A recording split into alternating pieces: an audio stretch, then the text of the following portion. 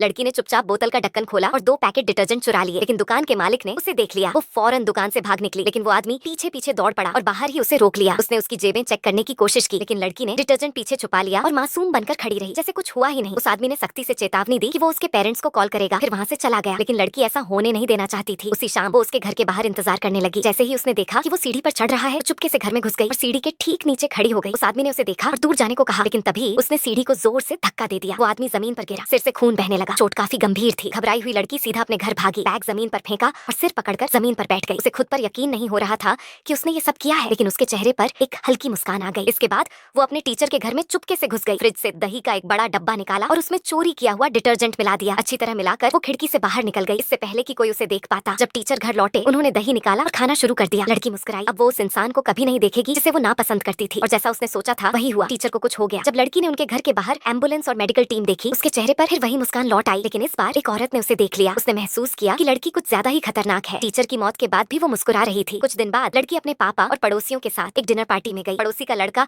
उसे बिल्कुल भी पसंद नहीं था। रात को जब सब सो गए, लड़की चुपचाप उसके कमरे में गई। इरादा था तकिए से सबक सिखाने का, लेकिन तभी लड़का जाग गया। उसे टॉयलेट जाना था। जब वो लौटा, लड़की तकिया हाथ में लिए उसका इंतजार कर रही थी।